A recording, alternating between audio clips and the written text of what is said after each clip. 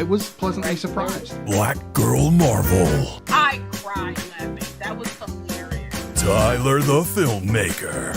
It's like so much depth. It's like nowadays it's, you got A shot, B shot. All the movie things. There's some great wide shots in this. Janine DeBean. Each other. They just kind of look like they were having fun and doing their own thing. Produced by Iena. And me, the Real Study movie voice guy. But this was the first time where I got to see it told in a way where I was like, oh man. Let's go to the poster wall. Hello and welcome to The Real Study. My name is MrSniDBitS, and as always with me I've got Janine the Bean and not all the movie things, BlackGirlMarvel. All the movie things will not be here this evening, nor will Tyler Makes Films, but that's okay. We do have an extra special guest this evening. This is going to be her first time on the show. This is Paige, the Final Gurl, known as so on TikTok, and we will get over to Paige here in just a moment. First, we're going to talk about the movies we're watching tonight, and that is going to be the 1998 film Practical Magic, starring Sandra Bullock, Nicole Kidman, Stockard Channing, and directed by Griffin Dunn. And then we're going to go into a Sarah Michelle Gellar film, Simply Irresistible, also starring Sean Patrick Flannery, directed by Mark Tarlov. That said, we're going to move over to the main wall. We're going to hear from Law about social media. Hello, everyone. My name is BlackGirlMarvel, and I thank you all for being here. First and foremost, make sure you go ahead and hit that bell, hit that like, make sure you're subscribed to The Real Study. You know what I mean? You don't want to miss a beat. We are a hilarious bunch over here, and we bring some hilarious and awesome people on the show with us, so don't miss out.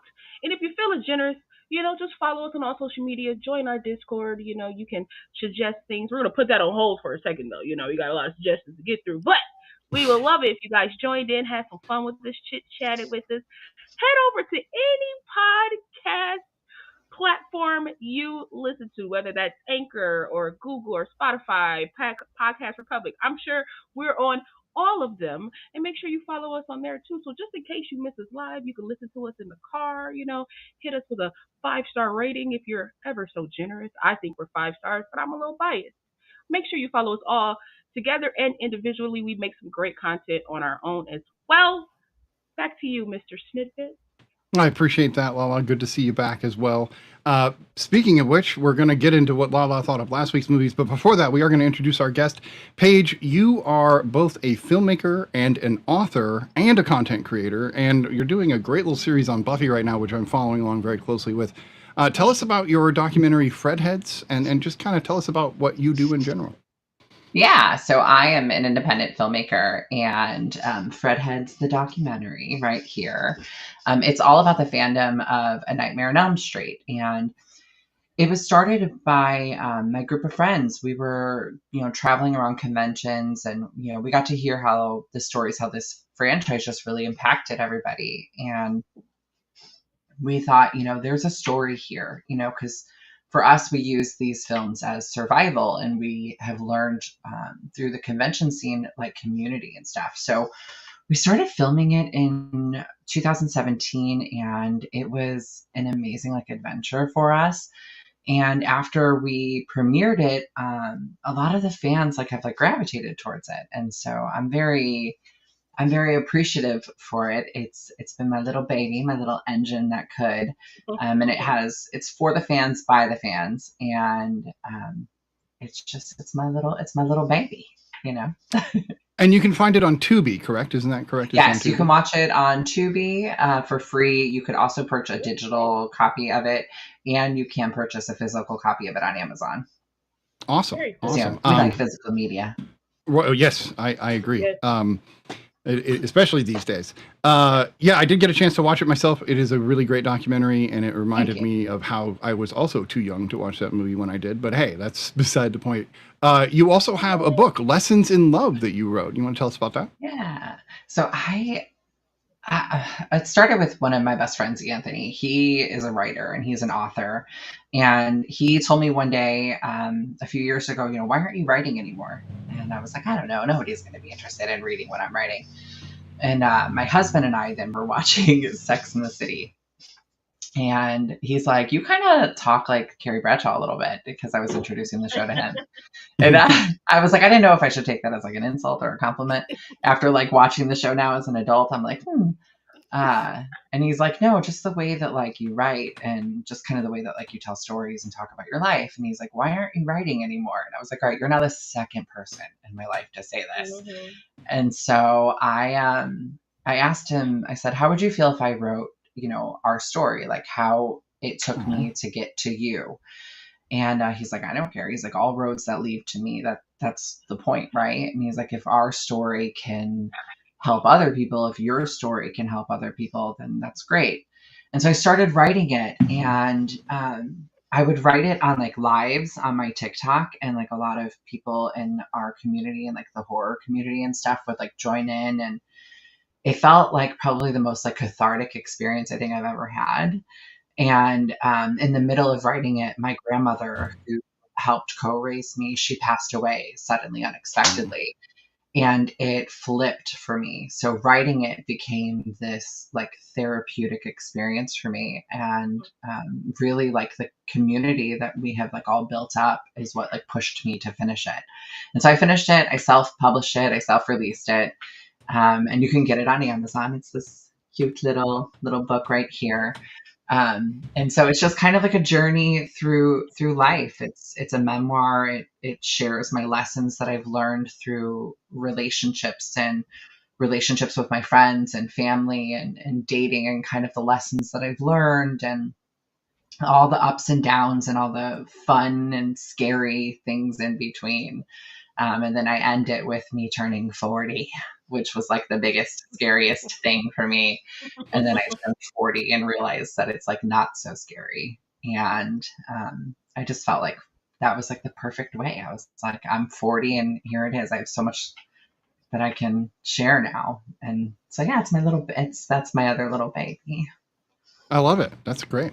You have a ton of Buffy stuff sitting behind you, as do I.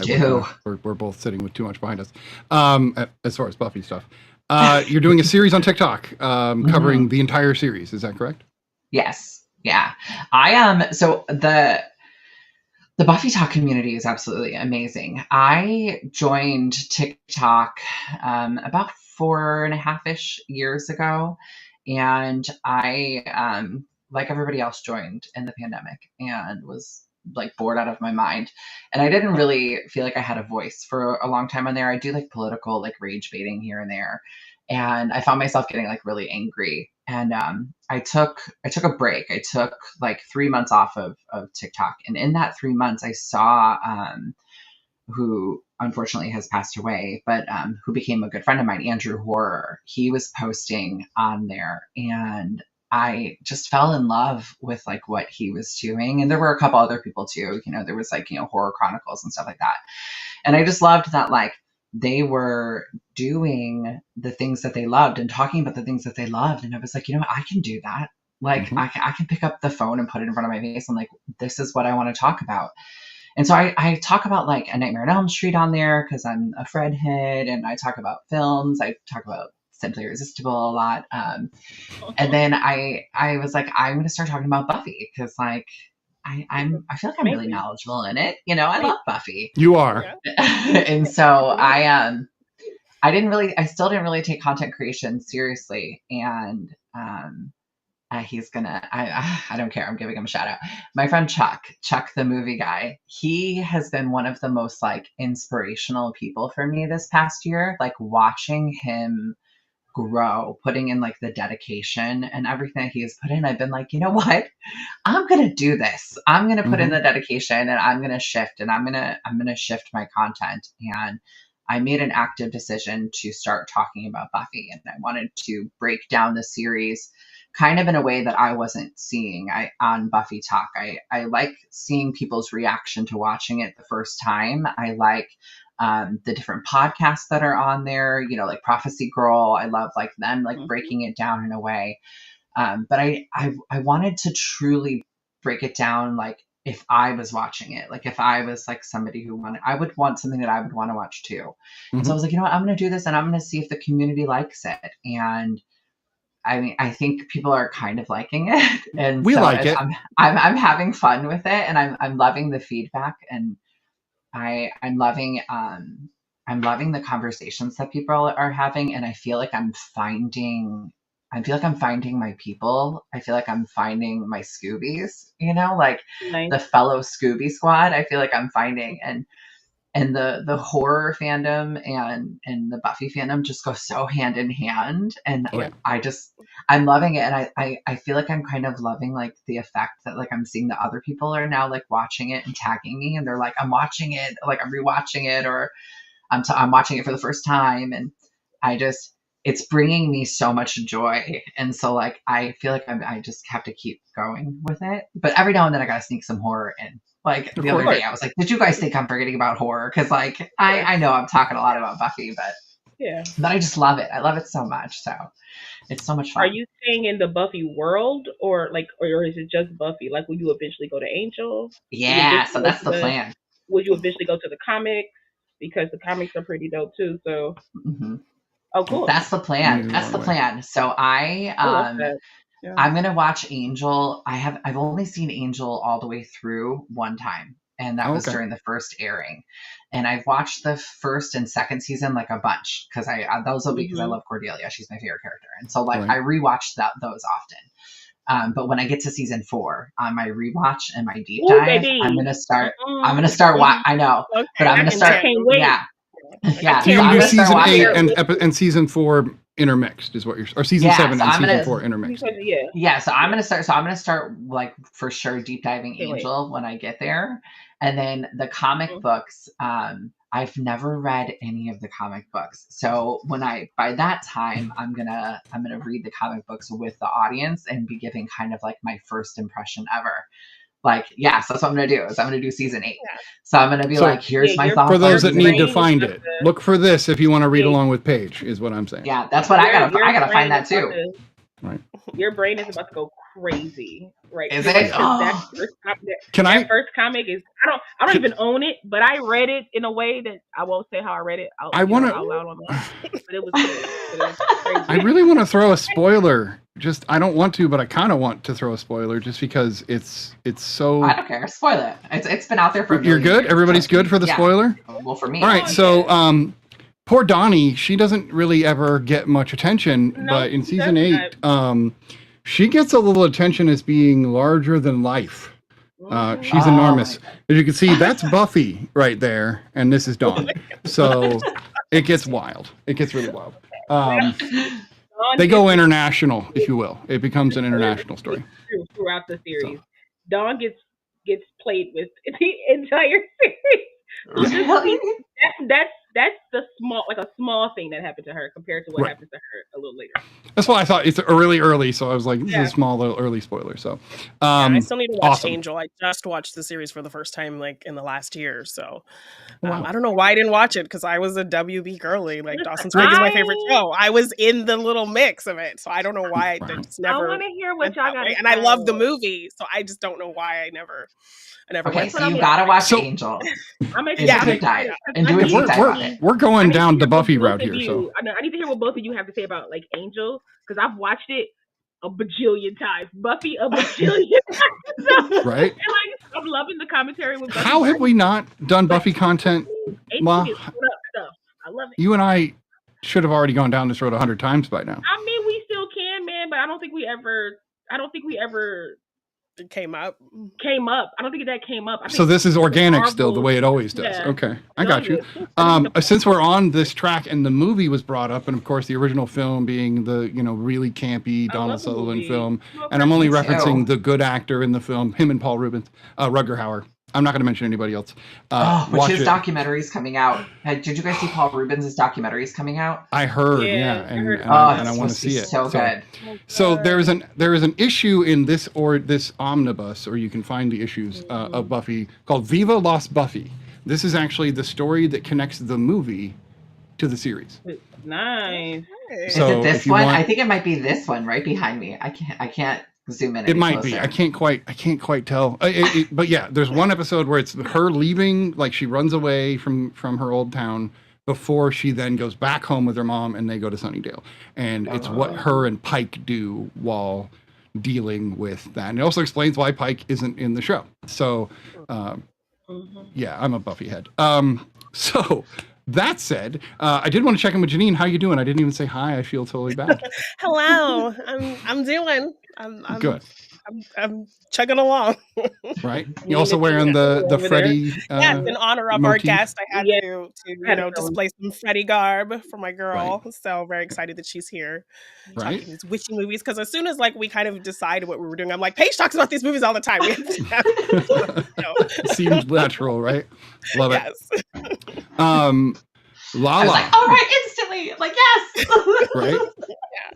Lala, you didn't get to see us last week, but you did watch The Fly and The Substance. Tell us what you thought about The Fly real quick. The Fly was a weird but interesting film. It did not do what I thought it was going to do, but I also see how it was like the setup for a lot of like sci-fi movies, sci-fi tropes, sci-fi like love stories, kind of in a way. Nobody can be the Fly, but my man. Okay? Right? Nobody can be the Fly, but my man. He was creepy, but he was like funny. The like practical effects on him were just crazy, like the makeup and like the prosthetics. It was gooey and juicy. Y'all know I like my juice. It's so juicy. Yeah. Right. We talked a lot about the juicy. We were like, we missed Lala to talk about the juicy. Yes. Thank you. I love y'all for that. But it was juicy. Like when he did the digestive enzymes, I was like, oh, that's kind of gross. Sorry about that. But it was so good at the same time. But he was because it's like, to me, only Jeff Goldblum could have that air of like, I'm terrified, but I'm also intrigued by this because I'm a scientist. So like that was like his whole vibe. Was just like, what is happening to me? But also, let me study this and this is interesting. Right. And I was just like, Gina Davis, obsessed. Anyway, that's just queen. Brian's not the only one that's obsessed with Gina Davis. So to say. But I love Gina Davis. I felt so bad for her in this film because she, like, her editor was like a dickwad, and so and obviously that's her ex-boyfriend as well. And then she meets this other guy that's like, Jeff Goldblum always has that nervous energy when he acts. It's always that kind of like energetic, kind of moving, but that can be very intriguing if you've never encountered that before. So like, she fell for him and everything. It was so beautiful, and then bro just turned into a fly, and I was like, I feel so bad for her. And then she was giving she's still trying to like look out for him and check in on him. She's trying to check in on him. She's trying to make sure he's okay. Like, she loves this man. She loves this man that lives in this laboratory. Like, and I was like, listen, only a woman could give herself over to a man like that and still stick with him. Okay? Only women do this. This is why we don't see movies of like men fall in love with women and women turning into monsters. We talked about that. We literally brought that up, right? Yeah. If the roles were reversed, that man would not be checking for her. He would have shot her immediately. Like, he would have killed her immediately. He'd just be back typing on his computer, doing his job. He would have never checked in. Her. Yeah. I felt so bad for her. And then the movie flipped and made me like the guy, like the editor, because he was trying to protect her. Like, I went from not liking him to being like, oh, don't kill him. Like, don't die. He got his just desserts, though, honestly. He did, though. That foot in the hand gone. He deserves them. And the leg. He's actually in the sequel, and he's still missing his foot and his hand. So as he should. That's good continuity. Yeah. But I will say that I thoroughly did enjoy The Fly, though. I actually did. This is my first go about it. It was my first I should have seen it a long time ago. I didn't know it was Jeff Goldblum. I don't know how I didn't know.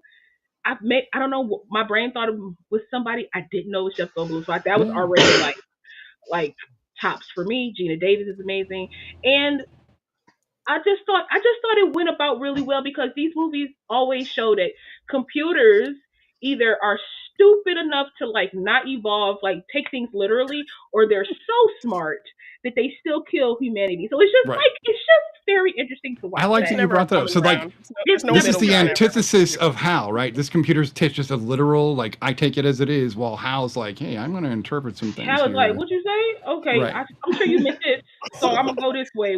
Lip reading over here. Right? What a dick. Invasion of privacy, Hal. If I was a computer, I would think that I would splice them together too, like on some real stuff. Because why y'all both in there? Well, it's the first one. I mean, even in Star Trek, in honor of our old guest or our old host, Lieutenant Commander Ray, Star Trek had a whole series where they're like, we don't ship people, only goods, because we haven't figured this out yet. So like, to just throw people in is a really drunk mistake, Jeff. I'm just saying. He was so but just his slow descent and the slow prosthetics, like how the prosthetics started so small and then ramped up until bro was just an animatronic fly. I was just like, kill it. Heart door. Fire. Kill it with fire. But I love that I love like it was just amazing. Like when he like half of the container and him melded together. That was just such a gross but amazing image. And then him putting the gun to his forehead. I'm like, girl, he told you to do it. I know you can't, but he gave you permission. But her cry in that moment sells the entire film, I think. Like that. Yeah. She was amazing throughout this whole thing. Just beautiful as she want to be. I'm just like, oh my God. So pretty. Because I know we can continue to talk about The Fly because it is that good. Go ahead and tell us what you think of The Substance. The Substance, I will say that was a great week of movies. It was like those two were like really, really good movies. Both juicy in their own way. Like, right. How do we keep linking movies like this? But okay. I thought The Substance was great because one, I love Demi Moore. I think she's underrated. Very underrated, even though she's probably rated correctly, but I still feel like she flies underneath the radar in Hollywood, and I just don't really understand why. Like, I know she had her moments in like the 80s, 90s, but like somewhere along the line, they were just like, hey, get out of here. But she's like, the fact that she's never been nominated for anything, do you hear me? Wild. Even G.I. Jane, like now she has been, so but I'm like, what are we doing? She's how old? And she's been in the game for how long? 62. Okay. And she hasn't. I was thoroughly disgusted when she said that in her acceptance speech. I was like, oh my gosh.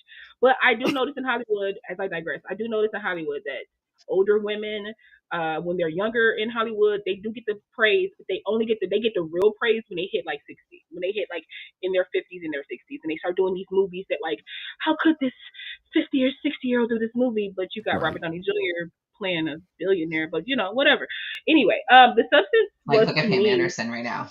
Like that's same thing. Pam Anderson. She's getting all the praise right now for The Last Showgirl, but she didn't get anything for anything that she had done before. Like, and she didn't get opportunities because they just pigeonholed her as this one thing. Right. Baywatch was more hurtful to her career than she was. Else. She was loving art house films and niche directors and foreign films and plays. Like plays, and nobody cared to listen to what she was actually interested in doing. Getting in based off solely like maybe like your looks or sex appeal and things like that, because people will assume that that's all you can do. It's like Megan Fox. It's essentially like her too, like because a lot of her stuff is like indie or independent or however it is. But it's good for us as filmmakers because then we can get them at a lower price. But right. Kind of sucks for them, but to me, The Substance was like really good. It was really like, it was old and fresh at the same time, if I can say that, because to me it was like the inverse of a fairy tale. Like, it's like the inverse, or maybe like a real original fairy tale, Grimm's fairy tales kind of a thing. But it was like, I don't even feel like it was a fairy tale. I feel like it was a horror. It was like a monkey's paw, like allegory like kind of thing. Of a fairy tale to me, and folk tale kind of thing. Yeah, I thoroughly enjoyed that, like, because it's kind of like a fable. It was like a very horror fable. It was like, but I loved it because it was like, you wanted to be something, and okay, you became it, but that thing became its own thing. Right. And then sucked you dry. It's usually the old woman that's like, let me take the essence and the innocence and the blood of the young people. Yeah, that's exactly how I read it. This young person is now taking from you what you don't even think was worthy, and she's taking it within herself. Like, it was such good storytelling. I love how in the beginning they explain to you exactly what everything is. I hate movies. I'm gonna say this. I really do. I hate the strong word, but I dislike movies where they give you rules, because I'm like, how am I supposed to remember these rules? Movie, I could remember all the rules because they were like short and succinct, and like They were even labeled, right? The rules were labeled. And they kind of will repeat them in their head for you. Exactly. And that worked so good. I was like, bet, I remember the rules. I remember what's going on. So, like, there was nowhere in this movie where I was like, hold up, they said this. And it was like, okay, they did say this and this happened because you allowed this to happen. I will say whoever created it, y'all could have gave, like, the side effects of the drug. But anyway, I'm just saying. But I will say everybody played their part to perfection. Dennis Quaid, baby. I love you, Dennis Quaid. Dennis Quaid is amazing. Margaret Qualley being Andy McDowell's daughter. Yeah. Great. But what is that? Like an interview thing, it just came out where Andy McDowell said that she gets looked at because her daughter is Margaret Qualley. Like, it's like reverse nepotism. Like, people are starting to pay attention to her because of her daughter. Like, she came on and talked about that, so I thought that was pretty cool. But the substance was great. I'm gonna have to. I honestly want to buy, like, I'm turning it to Brian now. I want, like, the 4K of The Fly, and I want the 4K of The Fly, and I want the 4K of the substance, because I would love to see the behind the scenes of the substance. I will say my only there's a ton of behind the scenes. I bet it is. My only gripe with the substance, like my only gripe, is that it's ended in a weird way. Like, not like the ending where, like, her face just, like, melts off, and spoiler alert, her face, like, melts off into the thing. To me, that's very poetic. But it kind of went from, like, this kind of, like, serious thing to this, like, monster, like, comedic monster movie, like, really shortly towards the end. And I was just like, they had to get their Evil Dead moment. I talked about this on the episode. Coralie Farge, she does that. Like, she ended her first film, Revenge, with a ton of extra blood, like more blood than would have warranted what happens in that finale of Revenge, because she wanted to give it this heightened, fantastical sensibility. So that's why I think she did something similar here with this, like, excessive blood and kind of craziness, because she wanted to remind you that this is almost like a fantasy, like a fantastical. The blood didn't bother me. Kind of thing. Like, the blood part didn't bother me. I actually, like, that didn't bother me. I was just like, ugh, y'all should probably leave the room. But everybody was just like, I was like, it's a lot of blood. It was very Evil Dead levels of blood. Like, it was a lot of blood. Like, that didn't bother me. To me, it was just like, it went from being like, oh my God, this is crazy. Like, what's going to happen next, to being like, oh, I felt like it got ramped up and then slowed down very, very much, to the point where I was like, sure. Okay, a little bit jarring. A true climax, if you will. I was like, get to the end. I was like, what's the end going to be then? Like, she's going to be this monster that somebody shoots, even though humans became humans in that movie. They went crazy. They was like, what is this thing? Shoot it! Right. It, like, blew up. But I will say the prosthetics on that, I love practical effects, and I love when you mix the two. Like, look how beautiful it was with, like, mixing, like, the CGI with the practical effects. It was, like, beautiful. Yeah. But to see, like, Jimmy's face and her back, and then, like, her ear was here, and then her boob came out of her mouth. All that was amazing. I think that was an extra boob too. I think the monster had two already. I mean, they got like 4 boobs. It's 2 people in there. Well, there's more than. It felt like there was more than 2 people, because there was like 4 mouths. So I don't know.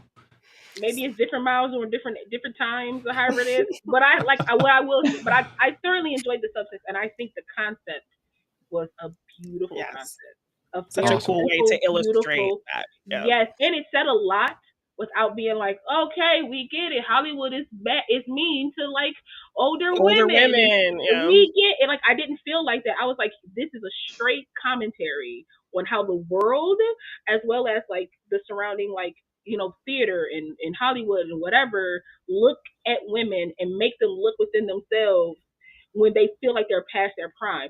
Because if I could have a body like Demi when I'm 50 or 70 or 60, I would take it. Yeah, she's 62 playing a 50-year-old, and how often do you see women playing younger, especially at an older age? That doesn't seem to happen. I'm like, y'all gotta be losing y'all mind. She's beautiful.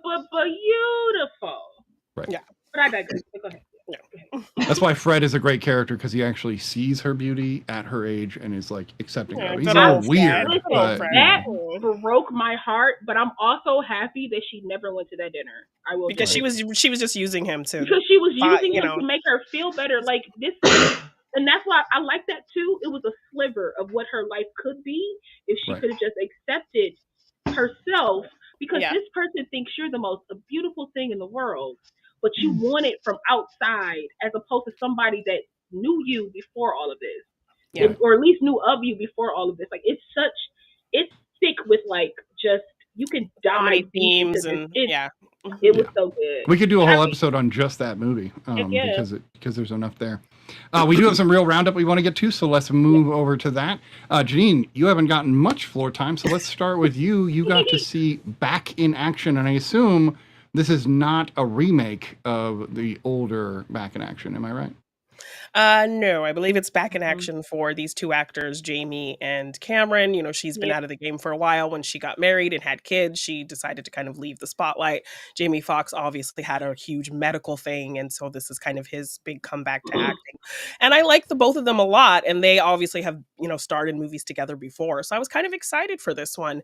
But it was pretty generic. And I'm also really annoyed with this thing that Netflix does when we have these movies with couples. It's like, especially when they're interracial, I'm kind of noticing this weird thing where they don't have them ever like kiss or be romantic. It's like a quick peck or they just find a scenario where they hug or something like that. or like they're about to kiss and then the phone rings. Oh, we can't get intimate. Like, so I don't know what it is with these newer Netflix films where it's a weird thing about these romantic couples never really being romantic or sharing a kiss. It's weird. So that was like something I kept just like pinpointing. There were some funny moments. It was cute, but it was mostly pretty generic. And I feel like I've seen them have better chemistry in other things that they were in together. So, yeah. Interesting. Yeah. I mean, Netflix is the new Hallmark, so that kind of makes sense. I can see that. Like, I'm glad it's like doing good, like it's #1 on Netflix right now, because, you know, I really like these actors and I'm glad they're kind of coming back into the fold. And I think she signed like a 2-picture deal, so she might have another Netflix movie coming. So I mean, generally the most I got out of it was I was just happy to see them back again, and they did a serviceable job in the film. It was fun. Them kind of, they are spies, I guess, and they get in somebody's after them for this thing, this MacGuffin that they have. The plane that they're on crashes, and so they kind of are presumed dead. And they've just found out she's pregnant, so they decide to just go into hiding and have this, like, you know, suburban life until they're kind of found again, and they have to get back in action. So it's sort of Mr. and Mrs. Smith. It's sort of Long Kiss Goodnight. And now they have so now they have 2 kids, and their kids get drug along, and so they're kind of whole getting back into the spy game as a family kind of thing. So it almost sounds like it didn't change from like that. I got to see like their first like edit of it. Like Netflix, I'm a part of like Netflix First Look, and they give me the option to look at movies and then send in like a survey of it. They'll ask me questions, and I saw this, and your review lets me know it didn't change too much from it didn't elevate from a certain point. It was like, okay, this is cool. They're kind of funny, you know. I think they're doing a good job. You know, I miss seeing them on my screen, and it didn't really elevate. It's the writing. It's the writing from. It was the writing from. So it wasn't them. It wasn't to any fault. It was the writing. Yeah. All right. I feel like those movies. That's when I say like those are Netflix movies. That's how 100%. I feel about a certain movie. Like it's I'm glad it didn't get a film release like in theater. 100%. Like it's. Oh yeah, because it would have bombed. Yeah. Right. It would have bombed. Right. Yeah. Unfortunately, some of them will. Paige, you got to see a movie that is dear to some of our hearts. You got to see Your Monster. What did you think of that? Yeah, it's a rewatch for me. I absolutely love Your Monster. I saw it when it first came out, and I really like resonated with it. And so it's on streaming now, and so I was like, I'm gonna watch it again, and because now I can watch it anytime I want. And it's just a really sweet movie. It's about Melissa Rivera, and her character gets dumped while she's in the hospital having a surgery, and she has to go home to her mom's house and her former house. And essentially it's like a drop dead Fred, like a modern drop dead Fred. And so her monster in the closet comes out, and he's been living there the whole time, and he doesn't necessarily want to live with her. And so it's becomes like this like best friend, like love mixed with like a love comedy. But it's like a little bit of horror because it's like, you know, he's the monster, and I absolutely love it. Like it's sweet. It's funny. I love that Melissa Barrera did a comedy. I feel like she's absolutely hilarious in it. And the ending, the only thing I don't like is I don't want to spoil it on here for anybody. But the ending, like it leaves it up for interpretation on if it's I'm just going to say it. Spoiler alert, plug your ears. But it leaves up to interpretation if it's real or not. And for me, like, I very much wanted him to be real. Confirmation. Yeah. If it's something that just comes to her that she needs in the time that she needs it, and it's not really there. Like, I don't like it that it's necessarily, it may be her that is the one that did all this destruction. Yes. But because it's like, it's that double entendre. It's the play on the, it's your monster. So it's really you coming out that's doing it. And it's like he's hurt Tyler Durden or something. Right. Which it's smart. It is a very smart play to do that. And I do love it. In one sense, I love it. But in the other sense, I kind of wish it was a little too. Because you get invested in this romance. And it's like, I'm just putting it in this fun, like, girl and her monster thing. Like, you know, Lisa and her the Halloween zombie party scene. Yeah, like the Halloween Lisa party and her is so zombie beautiful. Yeah. Yeah, I absolutely love it. It has a Beauty and the Beast feel for a while. There's like a perfect double feature with Lisa Frankenstein. Like right, totally. Yeah. That so I loved Lisa Frankenstein so much. Me too. I'm with you. That's comfort film. But that's how I feel. I feel like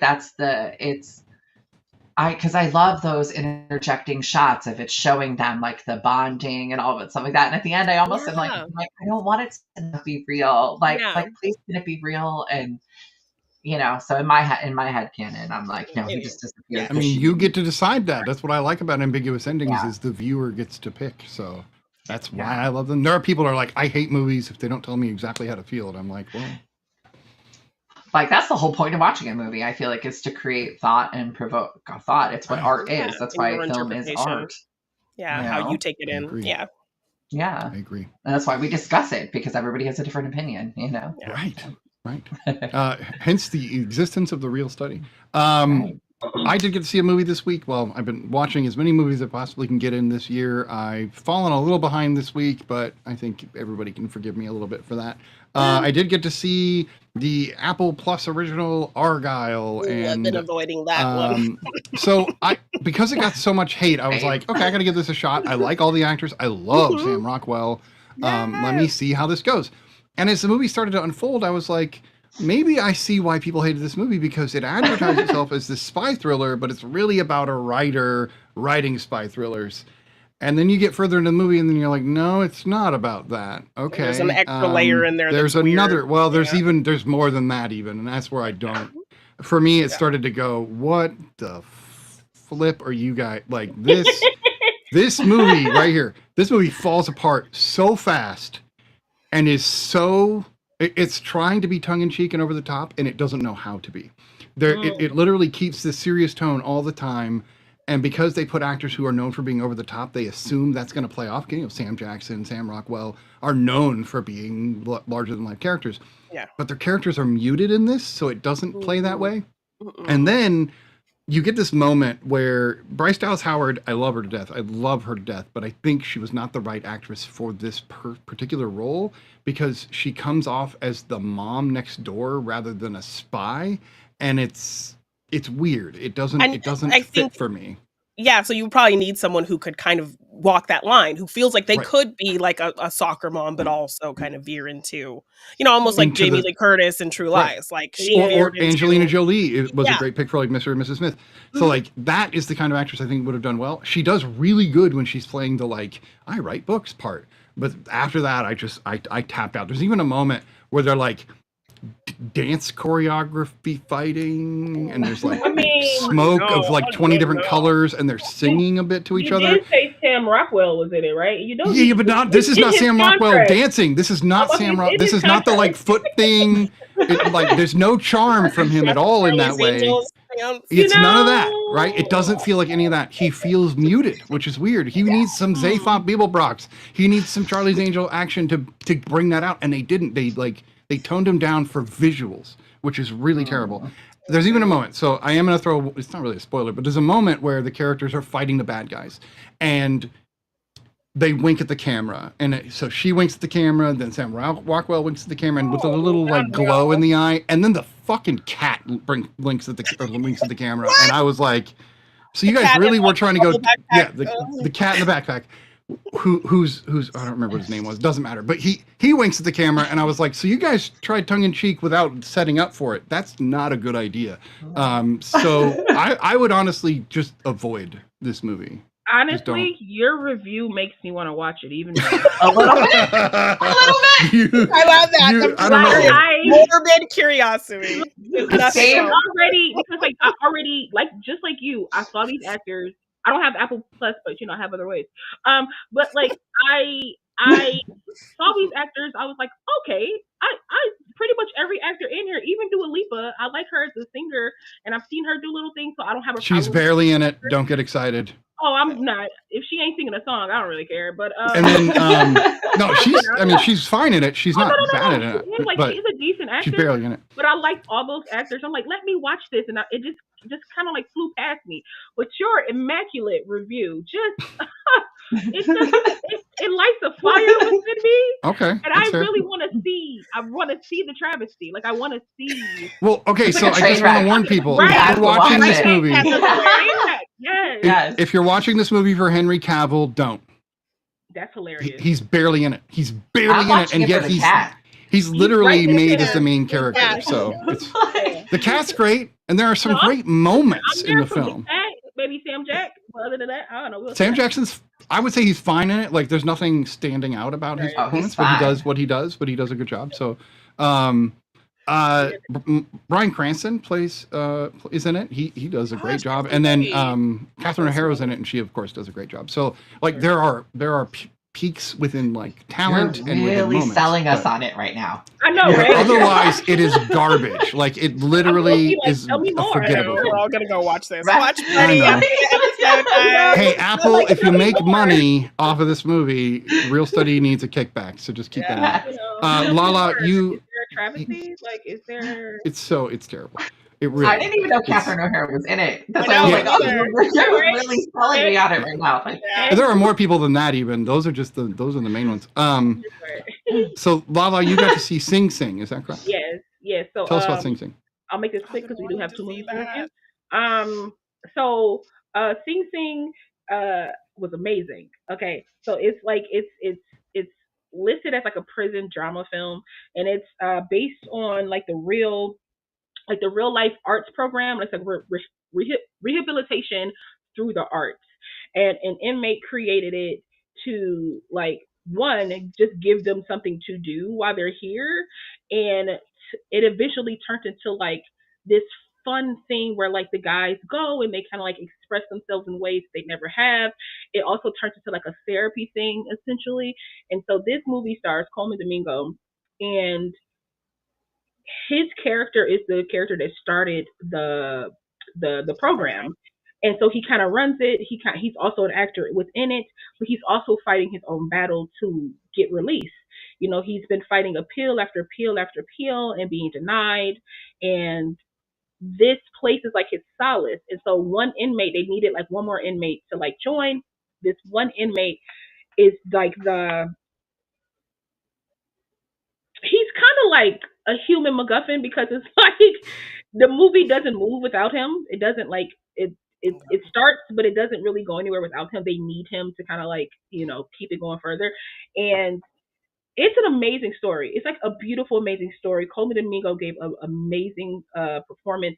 I don't really want to spoil it for anybody because it's something that I think everyone needs to see, especially like, well, everybody, but I'm gonna say especially because like as an actor, it was just amazing to see all the like the acting tropes and games that I've played as an actor going through classes and stuff within this film, and to see them like, let's walk around the space.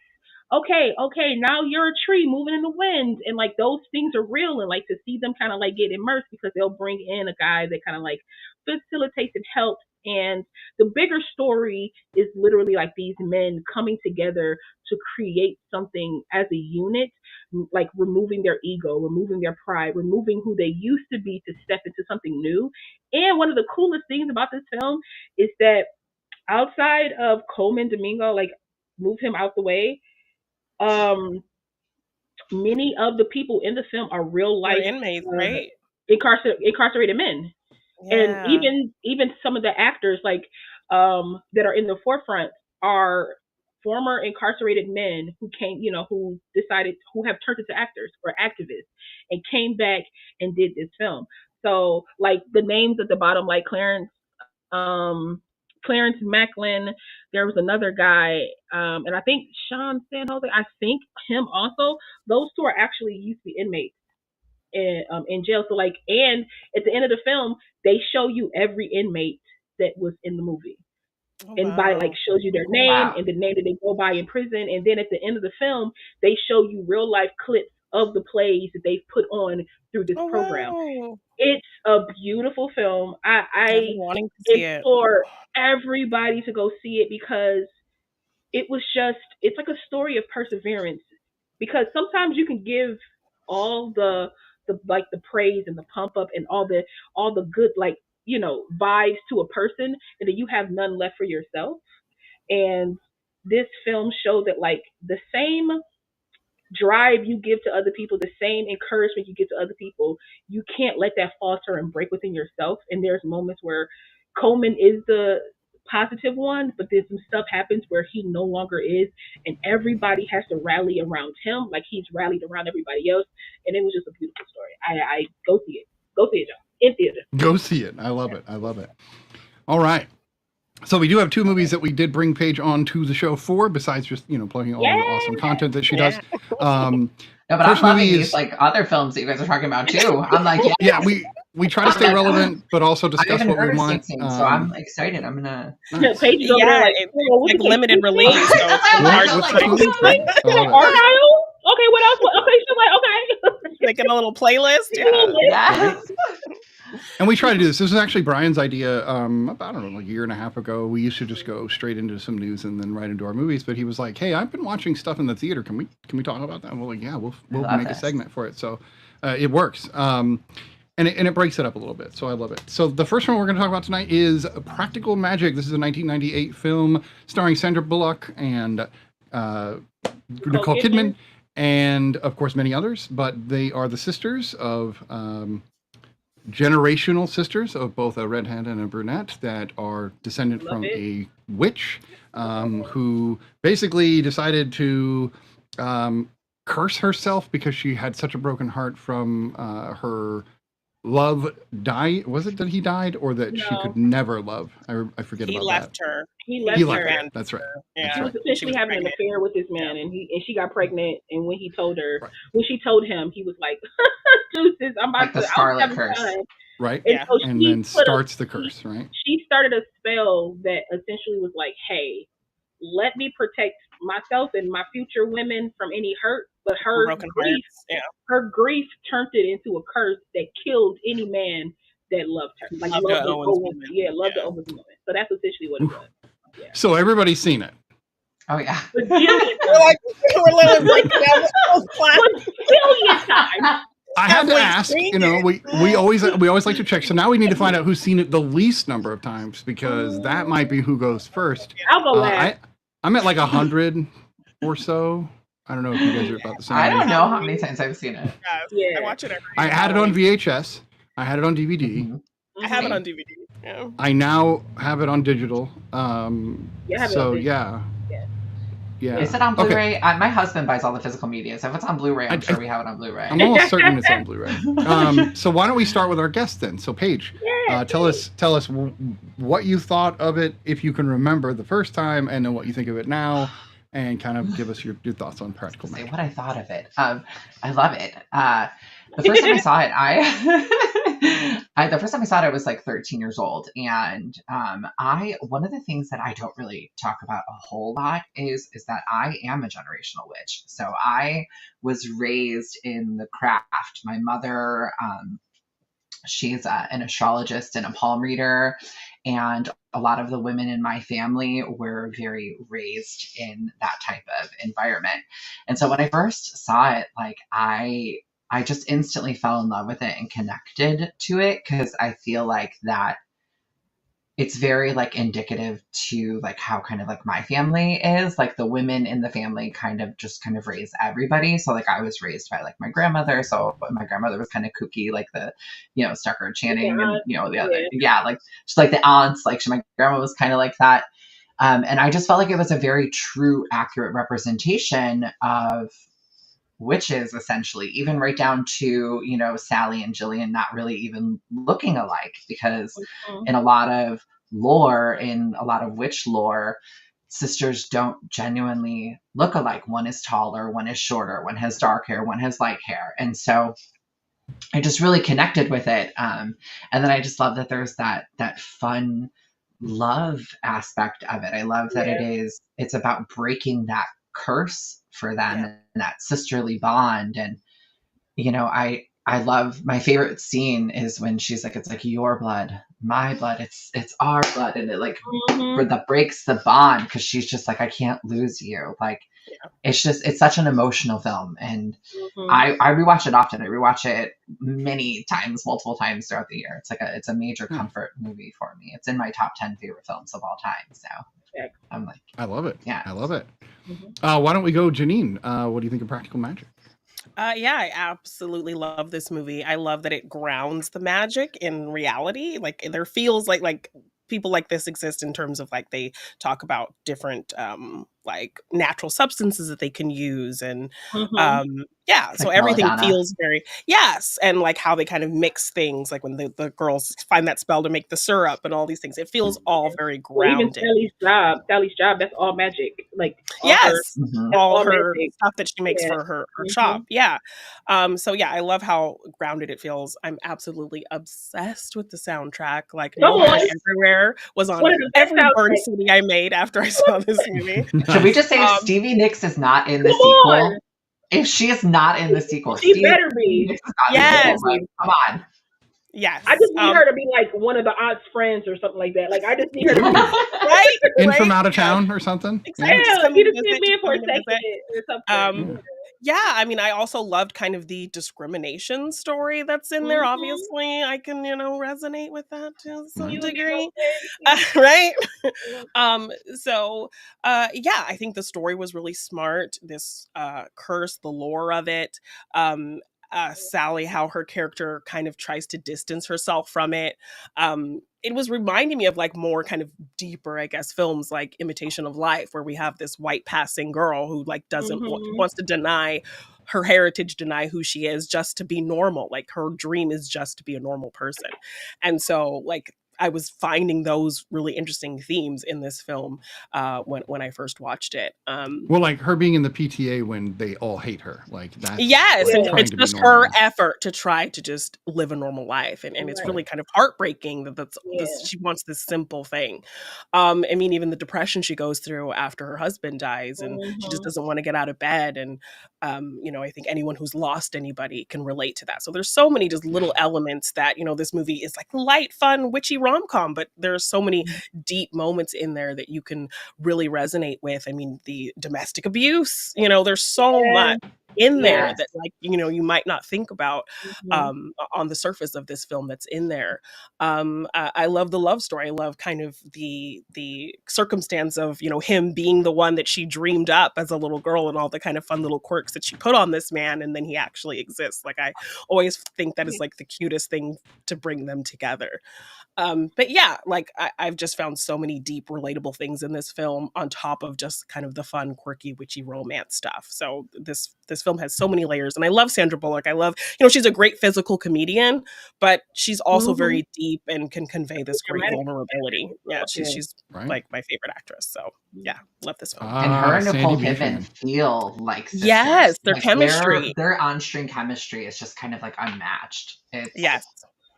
Well, that's not to, because I want to go to law next, but that actually, the scene where she's still Angelov for a moment, and she like looks at her, you can see the connection break. They're that good. Like you can see that pulled away, which you're like, damn, how do you do that? How do you do that? Right? Yeah. That's just like, yeah. Right? Tell us what you think about Practical Magic. I think we already know, but I want to hear more. I didn't like it. I didn't like it at all. Boo! I didn't like it at all. No. Signing out right now. Practical Magic is one of my favorite films of all time. Okay, I have this on VHS somewhere. hopefully it's still somewhere, but I do have it on digital because I was like, VHS ain't gonna hold up. So got it on digital. This movie came out in 1998. I was 12 years old, and when this movie came out, like a few months later, like 4 months later, Charmed came out, and it's essentially practical magic. Charmed is essentially practical magic. So when I watched Charmed, I was like, wait a second, plagiarism. But I digress. If we add a third sister, no one will notice. I mean, it's kind of plagiarism, like the it's kind of plagiarism. But I because it's like the whole generational thing, the only girls in the family. Like I was like, somebody steal it from somebody. I was like, y'all steal it from practical magic. I love y'all, but come on, y'all. Using the song from The Craft. You know what I mean? Like it was just like, okay, yeah, like all the witchy things in there. But practical magic for me is such a good story. It's so like, it's fun and it's heartbreaking. It's light. It's very like, you know, late 90s to 2000s, like how they wrote during that time. So like, it still has those moments where you're like, come on, for real? Mm-hmm. But you kind of just like, push past it because it's amazing. Yeah. I did read that they actually consulted with actual like witches to make sure that they got everything correct. So like, I think everything that Paige was picking up to being like, well, this is accurate. It's because they actually did the work to make sure that what they put on screen was accurate. So I think that's like good of them to do that. Because that's a whole community. Like, come on, like that's a like be real. Like, do it correctly. If you're gonna do it, actually do it. Yeah. But I love the story. I love that it's stories of sisters. This is essentially like Frozen before Frozen. It's a good point. It's like literally, let it go. It's like the romantic love curse, right? Break the love of yeah. No, that's a good point. So like, it has that element where it's like, no man really saves them. They kind of save themselves, and then they can have their lives. I love the juxtaposition between sisters, you know, with the red hair, brown hair, but also just in personality. Like Sally does not want to fall in love. Like she's afraid of it. And Chili is like, I can't wait. To fall in love with her. This crazy lady show up at the door. I want to dive in head first. And usually I feel like that happens in real life, right? The person that kind of like timid is usually the one that finds some real love, and the one that's rushing into it, they get hurt in ways that they didn't expect to get hurt. All the bad boys. You know, loving them bad boys there. Like even when she left, like, and she was gone for ages. Jesus.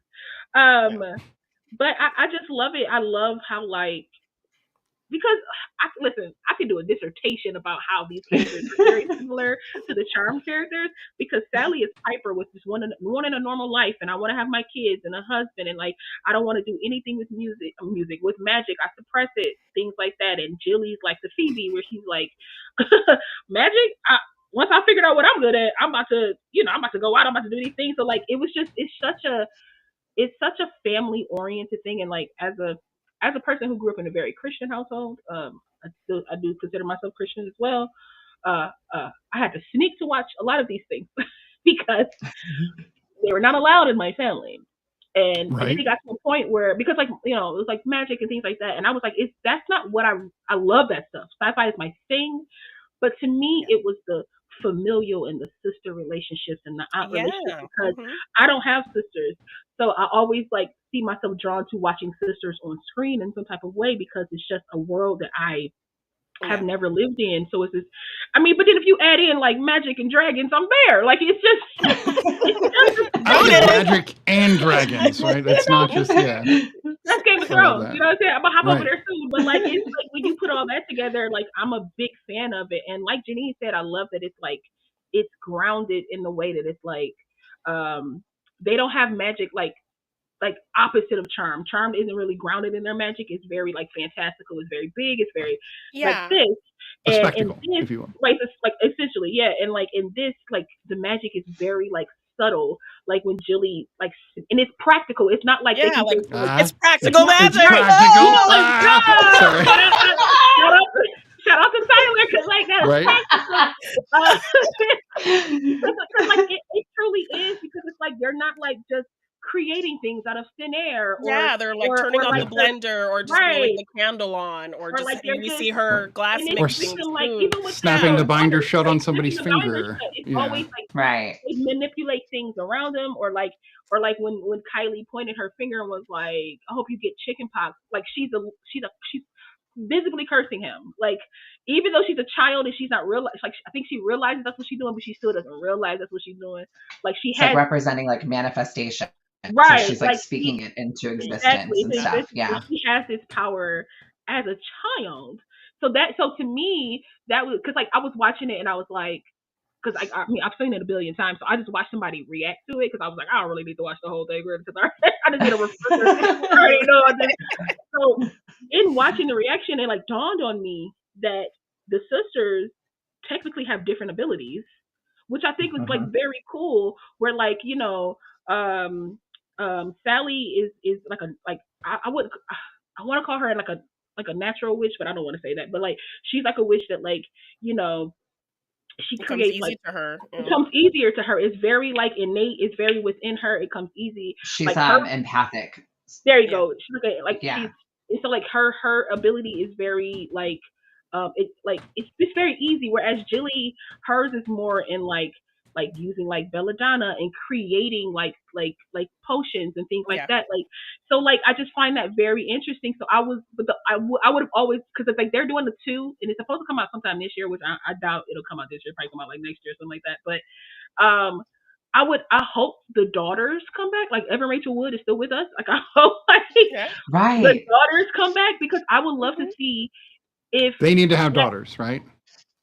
I don't even want them to have daughters. I don't need the daughters to have daughters, because that's a lot of daughters to like have. Yeah, but like we need another generation of brunette and redhead. Like, I mean, maybe at the end, maybe at the end. Maybe. I don't really need that in the beginning, but I would love to see what the daughters' abilities turned out to be, or is it a generational thing where it's like each like kid has like one of these? Like did the aunts have like one aunt was able to be like how Sally's magic is and how Jilly's magic is? So like would her daughters be like, one gets to be empathic, the other one gets like, I won't call it, I'm just gonna say divination. It's not divination. I'm just saying like something like the brewmaster.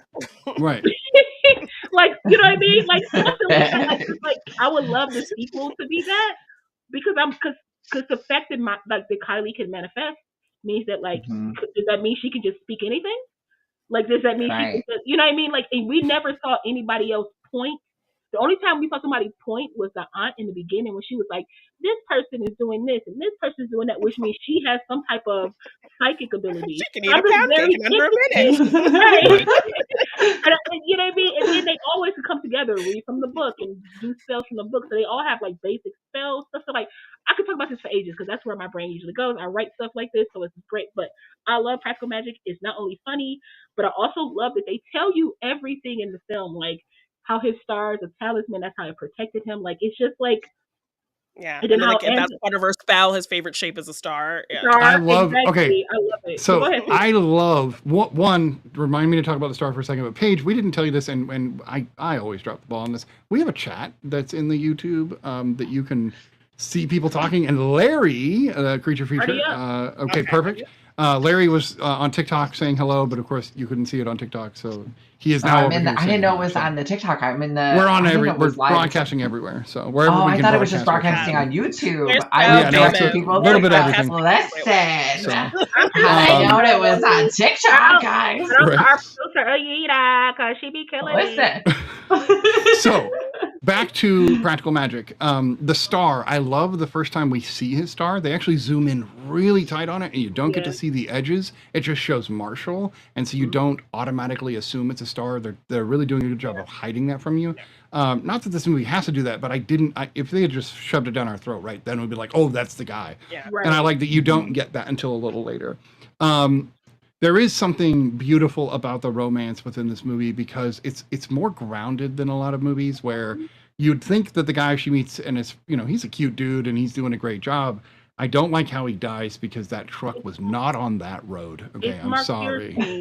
He's the guy from Royal Pains. But other than that moment where I'm like, where did that truck come from? It looks like it manifested out of nowhere. I just want to say that's every reactor's issue with this movie when they watch it. They be like, well, so where did the truck come from? Where did the truck come from? Right. It drives me nuts. They were like, All it them was a bikers, line. Let it go. yeah. They were like, it was a Okay, but line you know of how I bikers. rationalize it? I rationalize it is that's part of That's the curse. the curse. No, The curse that's just all- made a That's the truck curse. pop out of Yeah. nowhere. Is that it? Yeah. Like that's a Final part of it. Is that destination. she's.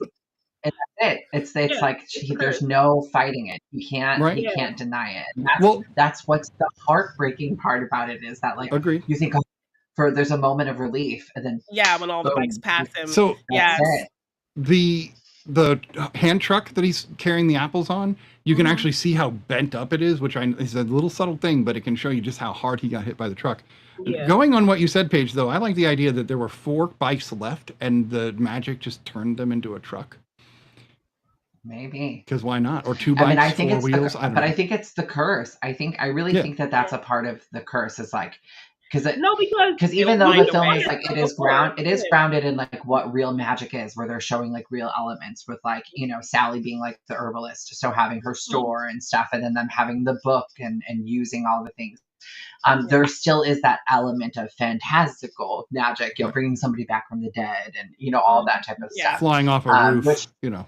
Who knows? Who knows But what that we was could really still do kind in of the grounded, world, though. but- Bringing him back from the dead was still kind of grounded. It wasn't like right. So it's Yeah. like And just kind of their sloppy, like young version of magic using the whipped Right. cream because that's all they could find. Like, Right. right. But I I do- So I think that like that also is an element of magic that it's like, yeah, the truck just came out of nowhere. Like Right. where did it come from? it was Like, destined to that's- happen. It's not So relevant. it It's had just first it's a had to find movie way. thing that drives me Yeah. nuts. No, you know, but see, it's- I know. but yeah. like we see that truck before. We see that same truck in the beginning of the movie come out of like a corner. So it's a possibility that with him just standing in the middle of the thing and he like, okay, they went by, his eyes are closed, he's not paying attention, that when he turns around, the curse makes it so like even that person didn't even see him until he saw him. So like we've Interesting. seen Right. it before. So it's and that area is a tight space, it's a tight turn. So like Yeah. you know. It's also like a block from their house because I love how she Yeah. runs around the corner all the ran time there. and she's Yeah. right in town. So going back to the love story that her and Aiden In Quinn. Aiden Quinn, thank you, have. It's I love it because it's grounded in this idea that there is someone out there for everyone, and I'm still romantic in that way, that I believe my wife and I were meant to be together. In fact, she was like, I wished for you, right? Just like this, and I was like, oh, I love that. So, Yes. which I did too. We were literally talking about this when I was 12. I believed this kind of, not that I necessarily believed in witchcraft necessarily, but I believed that we could draw each other, and that okay, I'm gonna go a little further. We literally were watching. We were watching An American Tale with the kids for the first I love time. this. I wrote a whole book about this. I love this. I'm like eating this up. I'm like, So when we were watching American Tale, the Somewhere Out There song comes on, and I was like, I stopped, and God, I hope I don't tear up when I say this. I stopped, and I was like, I used to sing this song hoping I would find the one, and she was like, I did too. We just talked about this like 3 days ago. Like, this is brand new, right? And so, and then I said, well, I'm listening to the song right now. I'm not feeling that anymore because I found you. And she said, I feel exactly the same way. And so it was just like this beautiful, real movie moment romance that, because we're both cinephiles, it's almost like we can recreate movie moments. I don't know. Maybe we're too sappy. I don't know. I'm extremely sappy. This is why I 48-year-old gray-bearded man, and I like rom-coms. Yeah, no, but My then husband even the are the moment same when way. even the moment when he says, I wished for you too, and she just like breaks down, it's like, Yeah. Because think about it, her spell works in a great way. yes, and that cute little clip of the flowers landing around him, sitting on a horse backwards, looking up, and you see his different colored eyes. Listen, one of my favorite scenes, and there's a star on the horse. Like, it's when he's like, is when he was like, you ever seen Mr. Gurl take the cactus? And then they go into the kitchen. They're humming the same song because she said it in the spell. So he hum. He knows my favorite song. Yes. And listen here, Corey. You, the continuity is crazy. Okay, I have chills right now. Yes. I love it. Flip pancakes is a part of it as well. I love, and it's not just a simple pancake. It's like a cactus pancakes with all janky, right? Yeah. Still flipped it. Still did it. I love that, and I love that. Like, and I love that. Can you ride a horse backwards? I love backwards, this forwards, sideways. I love that she technically doesn't really know like what love looks like what a simple love looks like, right? Like because she seems to be like a charmer in a way. Like I feel like some of her magic is the fact that like she draws people like near her, but that ain't real. And that's what scares her. But that's what scares her. This isn't real. Because when they kiss and she realizes he has 2 different colored eyes, she realizes he's the one from her spell. So she's like, I don't know if you love me because I sent for you. Yeah, and you don't know if you know, did I you create you? Yes. Did this? Yeah. But he's older than her, so I don't think he created her.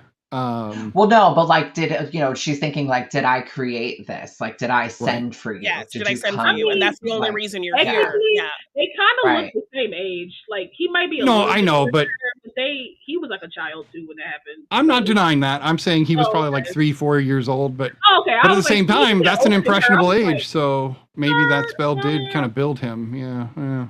Anyway, I like to think see the flowers land around him. He's like a little boy. Yeah. But that's what I like about it. I like that it was a child literally thinking she's creating something from like nothing. That way she won't protect herself. Yeah, she's like, I'm gonna put all these crazy attributes so that I can never dive into the like those are things that she likes. Right? Those are still things that she likes. And she was like, there couldn't possibly be a person born that likes these things. And so the spell was like, you think all right, bad. It is like a true allegory for like soulmates and like twin flames, because it's like it's like, here are all the things that like I want in a person and that I like in a person. It doesn't exist, so I'm going to protect myself. But when that person does exist, and it's that natural law of it has to come, they have to come no matter what it is. So he's the guy who is investigating his sister's boyfriend's death. Like how is it that he is the guy? Fate found them. Fate. Yeah. Right.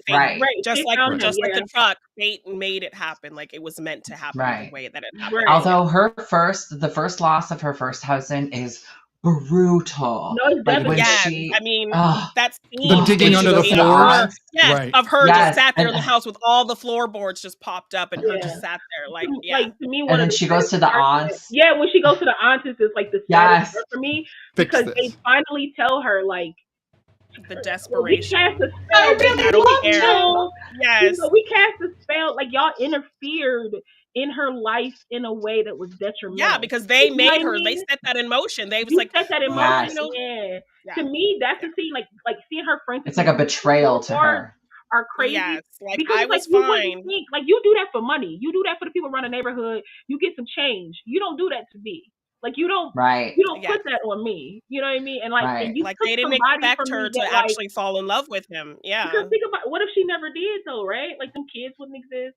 But also she wouldn't be in like it's a trickle down effect. All of this leads to what happens with Jilly and things like that. Like it all does. Like it was gonna happen with Jilly eventually, but it all kind of leads to that because she would have never came home.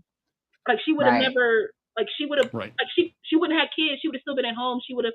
None of this would have been a thing. Like I don't know. It's a.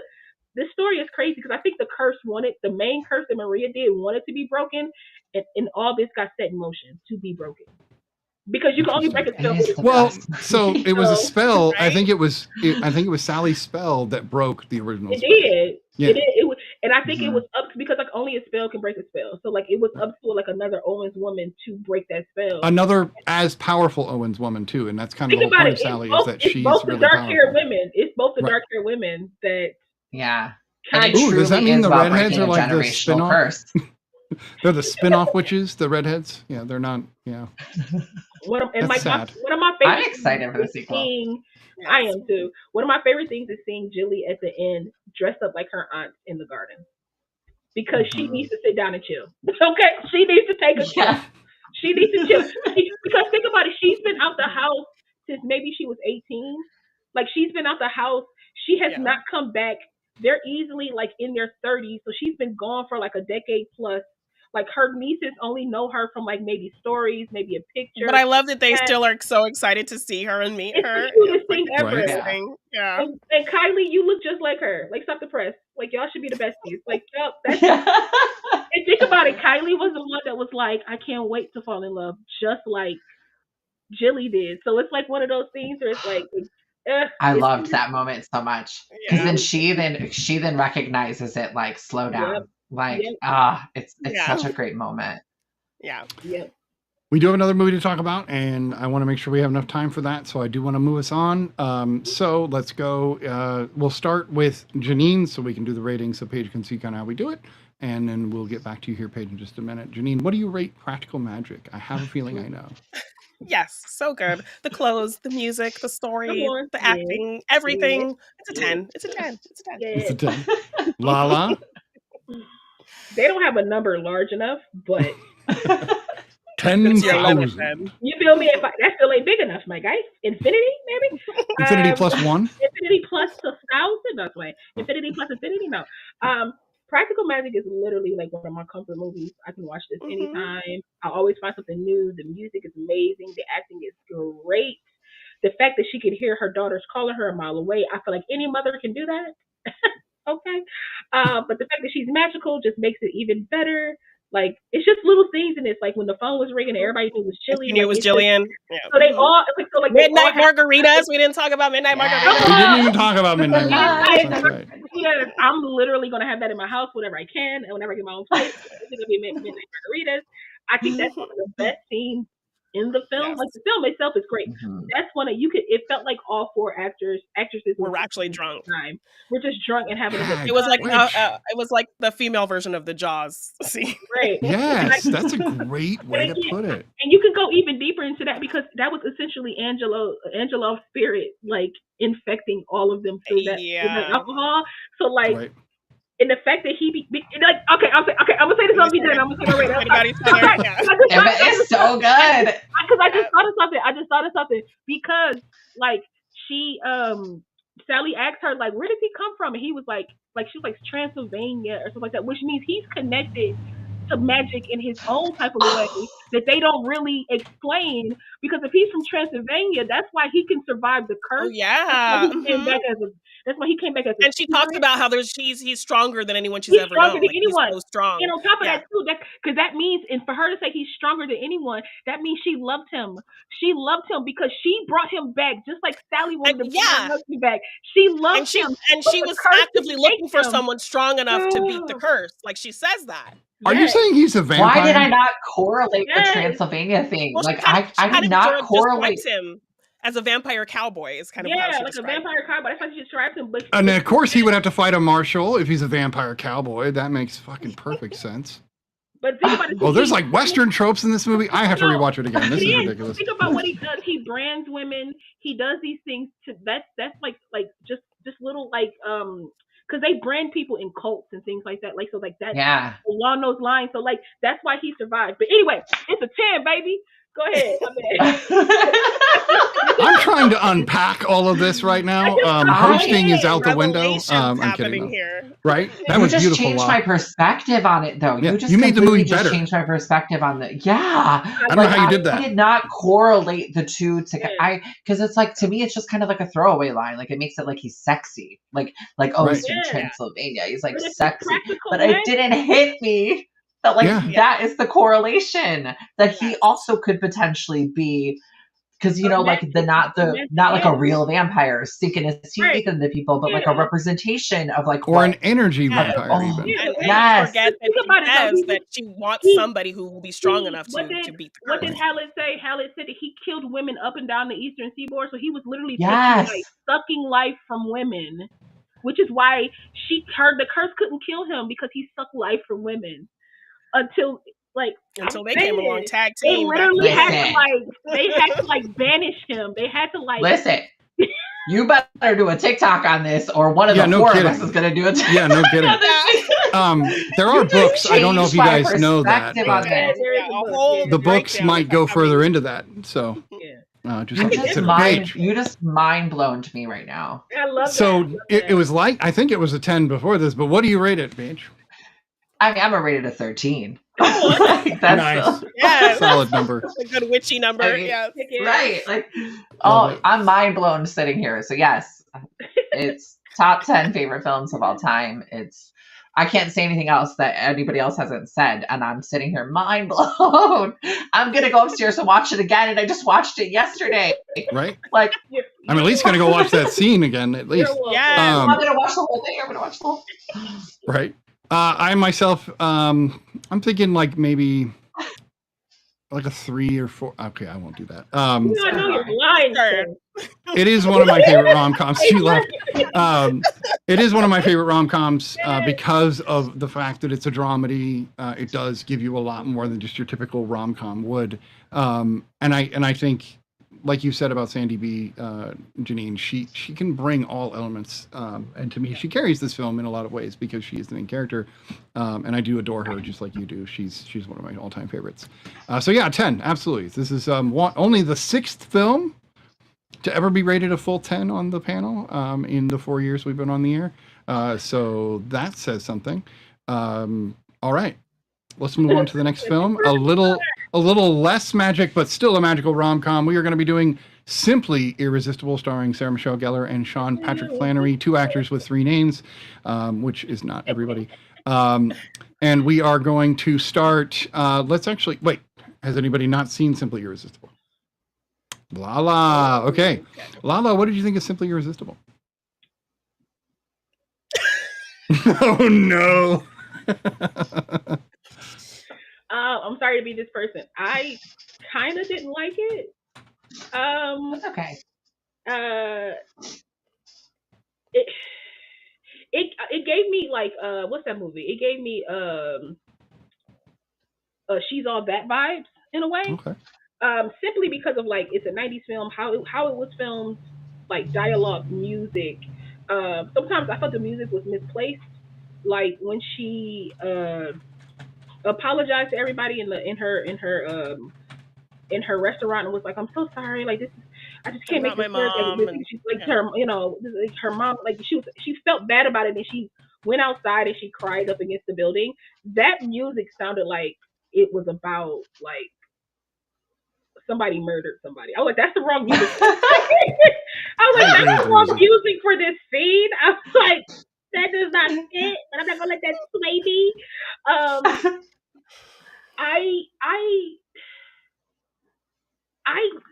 I enjoyed it, but I kind of didn't enjoy it either because like it felt unreal to me because it's like they never state that she's a witch, but the guy is like, "You're a witch," and I'm like, is she a witch, or is it that she like has she always not been able to cook and she's only been able to cook because like she has some passion for it? So for me, like as a person that cooks, but then thinking about like chefs and things like that, like they do talk about how like their food, like if they don't have the passion for it, if it's not like in them, that when they make the food it's kind of blah, and they'll make the same food when they feel a bit better and that food will come out amazing. So like it gave me that air, but I didn't get witch from her just from her cooking. But I mean, they did float in the air and he was like, "What's happening?" Yeah, once you got those little crabs and that little crab came, like that was the magic. Yeah.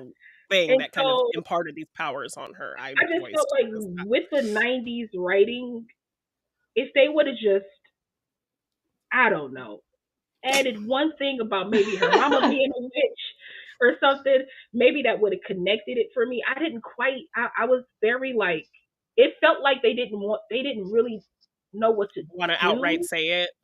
Yeah, like they didn't want to outright say it, but it also felt like they didn't really know what they were doing in the script, in my opinion, because it just felt like it was everywhere. Because like if her food has this effect on people, how do you know if anything's real? Like y'all, because like y'all don't really know each other, and the only reason y'all was like dancing and kissing is because you ate her food.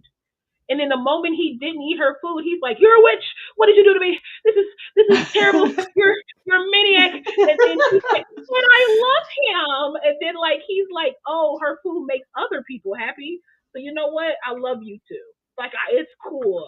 I love you too." So like this, maybe if I would have saw it back in 1999, like I probably would feel different. But being 38 now, I'm like, this shit is weird. I was like, that's kind of how I felt. I'm like, this is kind of weird. I'm like, this is what? Like, Janine, have you seen Simply Irresistible before? Yes, yes.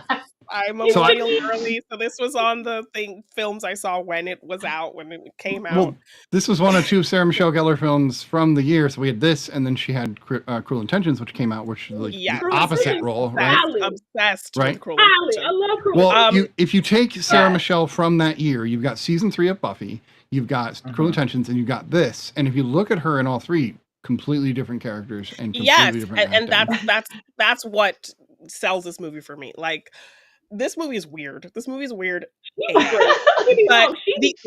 I dare to say the only thing that makes it work is Sarah. No, this movie would not have worked with anyone else in this role. Like, her vulnerability, her sensitivity, her quirkiness, like, she sells this film. I kind of like the idea that it was kind of a witch movie without being completely obvious about the witch thing. I liked the supporting cast. The food always looks so good. Like, I always remember watching this as a kid and like loving the food. And wanting all that food. But yeah, it's a weird film. And I also question in this rewatch, did that sous chef fuck that crab? Because when he was like feeding it and like having this feeding it, I said, wait a minute. There's a lot of innuendo in this film. So. You can hear the crab. You can hear the crab. Like, yeah, you can hear. And you see him with his little top. You see him with his little top hat later. The crab's wearing a top hat. Like, right? Like the cream is just sitting right here. He was like. But it was right here. It just never been anywhere. I was like, this is cute, y'all. It's animatronic. Yes. Okay. But like, I absolutely loved Patricia Clarkson. I think she was great. She's amazing in it. Yes. She was top notch to me. Oh my God, she was hilarious. Yes. So her bringing a lot of comedy relief, I think, was really great, because I don't think people think of her as a comedic actress. So she was great. I mean, I love her in Easy A too. She's my favorite. Rosemary. Her and Tucci together in that are amazing. Yeah. They're a great couple. Like, parents that I aspire to, like, they're the best movie parents. But yeah, like, her bringing the comedy relief and just this the story, like, it's very strange, because I hadn't watched it in a very long time, but I remember really loving it. And I still enjoy it, but I think I really only enjoy it because of Sarah, because what she brings to it. Interesting. So this was only my second time ever seeing it, so I'm gonna let Paige round it out, because we know Paige loves it, and I want to definitely hear what her thoughts are. The things I want to point out were, if you've never seen the movie Interstate 60 with James Marsden and Gary Oldman, very quirky, weird film about traveling to the United States on the roads. The whole idea is like, there's this kind of, not a leprechaun, but this like luck guy that people will hitchhike and pick him up, and he'll do things for them. And that's the basic premise of the film. This film feels a lot like that film, and it's just weird and off, because the O'Reilly character in the beginning of this film, I did not remember him. I was like, he's such an important character. Right. Yeah. That's what I didn't even remember the crab. All I remember was the floating and the flannery of it all.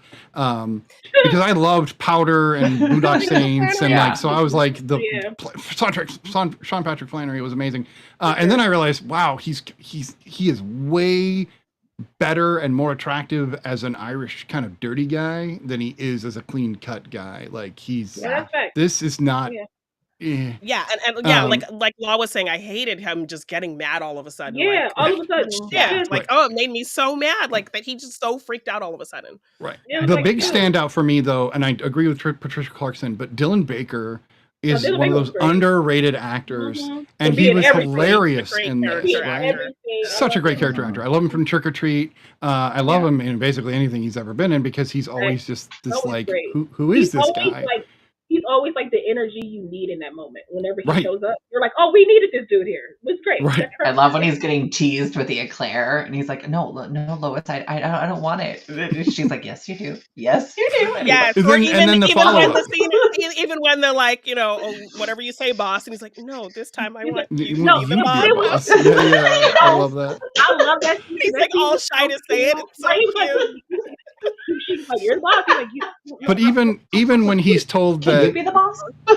even when he's told that she's the cook of the eclairs, and you can see him immediately change. He's like, "Oh, yes, He's like, what I'm on about you? board." We can get you to do it. Right.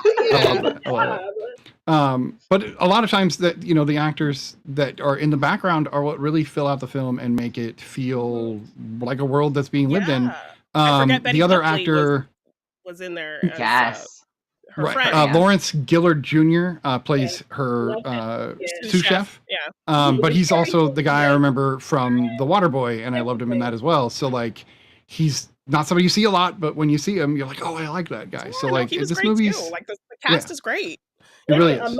Amanda Peet always plays the girlfriend a that gets bitch. dumped. Yes, she does, and she always plays the girl that gets dumped. Always. Right.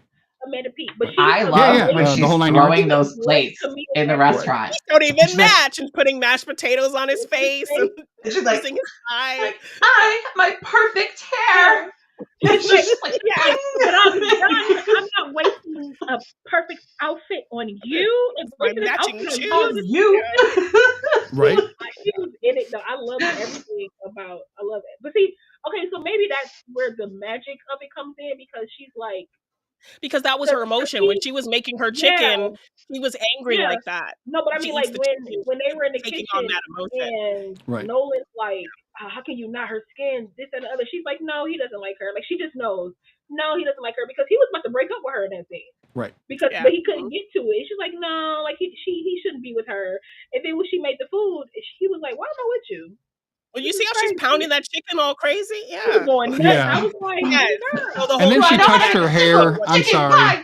Okay, so this is Snitty, I need to give you a high five when I see you, because like a solid high five. It needs to snap when we high five, because I was watching that scene and she did that, and then she went over. She was like, "Okay, so we're going." I said, "She ain't got no gloves on." She touched her hair. Yeah, and like, if you pound chicken, it's gonna, like, yeah. But even the sous chef over there sucking his fingers and like, I know. Everything. I was like, maybe we didn't know chicken was poisonous in '99. Maybe that's what happened. You know. I do love. I don't know. In '99, we didn't care about continuity. We didn't care about right. We didn't care about accuracy. Yeah, no, we didn't. The '90s was not about. We're not continuity. putting Sarah Michelle in a hairnet.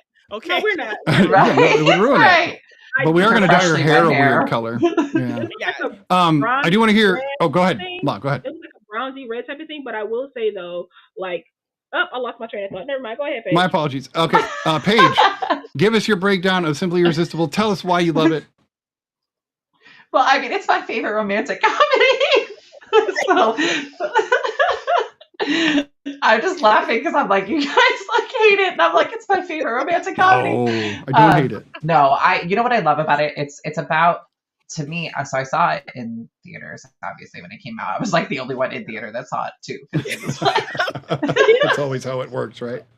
It was like horrible in theater, but no, what I love about it, it's about like a lost girl to me who just kind of doesn't really have like a purpose, and is just kind of doing things with her life that is just kind of like assumed for her. And so it's like she's running her mom's restaurant. She's trying to keep her mom's legacy of the Southern Cross up, and it's not necessarily something that she wants to do or something that she's even really good at.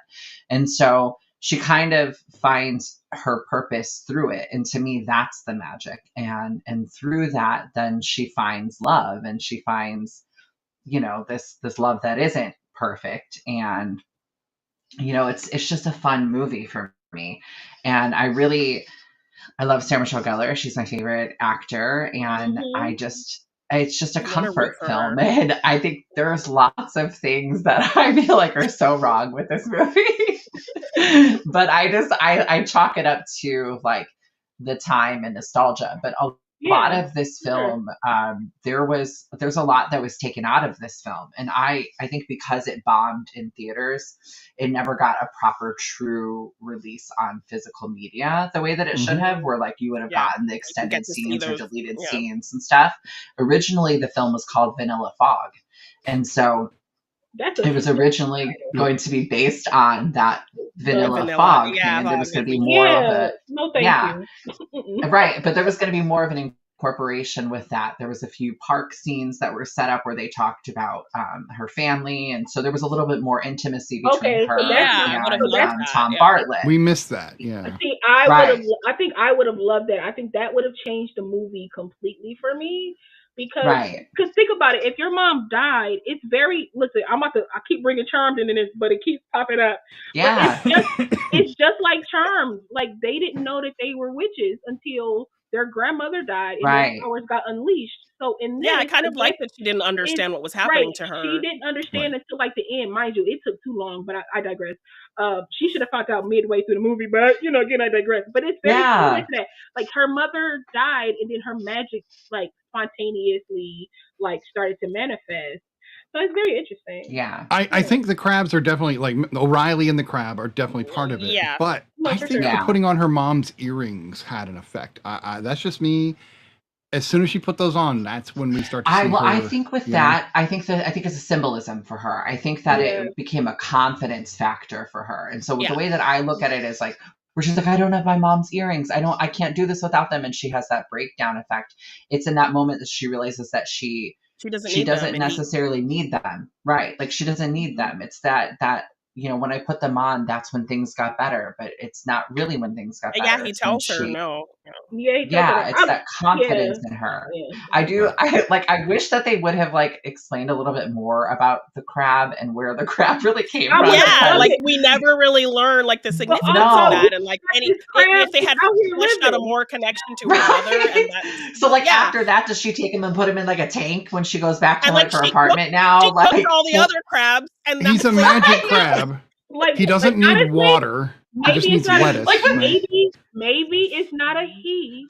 Maybe that's her mother. I mean, we saw him wearing a top hat. So I mean, anybody can wear a top hat, but maybe that's her mother. Yeah, top hat is genderless. I'll give you that.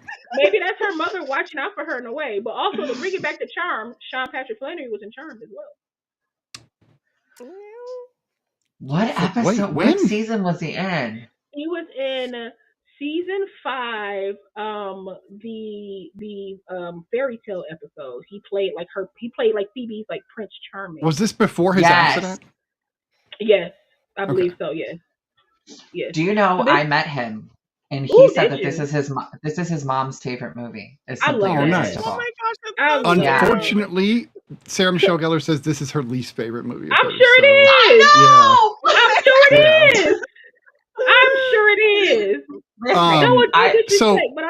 If I ever get to interview her for this documentary that we're working on, and so if I ever get to interview her, I'm gonna slide that question in. I'm gonna be like, it's my favorite. It's my favorite movie of yours, and I heard it's your least favorite. Why? Like she was so excited to do this movie. Like, she loved the fashion in it. She had like a huge hand in like the Henry Bendel's thing. Like it was a big deal for her. She said it was like her love letter to New York. And so and then it bombed. Yeah, it bombed bad too. Oh, honestly, it had a good opening weekend. But that's it. Probably what she read on script, what they end up, the final product was probably different. Yeah, it's probably right. And so maybe she didn't get along with some of the actors. It could have been like the environment that bothered her. No, well, her Sean. But it just faltered somewhere. I really feel like the editing and them kind of like removing things. The sound is also not informed. Yeah, it's like the quirky little sounds that happen when people are eating, like the little pings and dings. Yeah, it's a little weird. You were gonna say something about Sean? Well, he said that they had so much fun making it together. He said that they were really great. So I don't know if it was the casting thing. I think it could be that. I think it's the final product. What she signed on for was not what the final. Not what she expected. Yeah, that makes sense. Yeah. It's giving, Cassandra Webb, Madam. So I okay, haven't seen that movie. This is a total aside, but don't. No, I would not go. I would not go as far as Madam Web. No, Paige. Don't. Paige. I still plan on watching it. The problem is I'm married and I have to wait for my husband for everything. Please watch it. You will need the support. I need your I need your review so bad. I need you to review. I barely reviewed it. I need you to review it though. Okay, I'm gonna think watch you it can and skip review it personally, but I'm at the point where I just But watched. it's free to watch. It's like fun. That's It's fair. like I'll watch it on a Sunday. Those are what I call Sunday movies, where that's like a- I that's a just good put way it to put it. on and I'm on the couch and I'm like doing You stuff might be on around your the living phone room, until a like, good scene comes yeah, up. Yeah, yeah. that makes Like, sense. you're gonna be on your phone the whole time because there's no good scene. But Oh, my wife just called me out in the chat. That's wonderful. She said, "Oh, I feel Paige on the waiting for my husband thing." Oh, got him. I can only watch so many things. So I just watched Sydney Sweeney's and what's his name? He drives me nuts. Glenn The Powell. new pretty boy, Glenn Powell. Thank you. The Anybody But You, which is funny. I like. It's a good movie. It's funny. Glenn Powell kind of grew on me a little bit, but I realized something about Sydney Sweeney that I'm sorry, darling. I think you should find a different career. You are as flat as hell. Like there is no emotion coming out of that girl. And watching her in Madam Web and that, I was like, I've flat. seen her in Euphoria, so I've seen that she has something there. But There is something. Okay, see, my wife said Euphoria is good too. Yeah, I was so she has to disappointed channel in it into the her right too. project. You were disappointed in what? I agree with you, Janine. I agree with Janine. In Euphoria, she's so good in Euphoria. Yes. Interesting. But in that movie that you're talking about, she falls it's like she's so relying on that. Yeah, she's like, I have boobs. Like that's literally what. Right. Like, look, I have boobs, and that's the whole movie. Like I really liked Anyone But You. It harkened back to the rom-com things that I love. But yeah, she was just. And he was charming and yes, and charismatic, and he was carrying her on his back. Right, he was carrying her, even though she carried him a lot. Anyway, La, go ahead. Sorry. To me, that's a typical like Caucasian film. Like no disrespect to anybody, but that's just a typical like two pretty people. That's why I watch British TV a lot because it's just like they look like normal people that I can function with. And it's no offense to this movie. It's no offense if you're a beautiful person. I can rock with these ugly people. I can rock with these. I kind of can. I kind of can. I can rock because I don't see myself as like an overly attractive person. I feel like I'm quite mid, and I want to watch mid people act. Whatever. You are stunning. Stop it. Thank you. I just want but you are 100% right about that. It is like it's a dumb thing. It's like a dumb movie. Just show up, be pretty in this scene, do you, okay? And I feel like that's what it feels like with her in it. And I feel like on Euphoria, because this is that man's story, he was like, listen here. I think they picked her. I think they picked her for her name because it takes place in Sydney, and so they needed a Sydney in order to match that up somehow. Oh, damn it!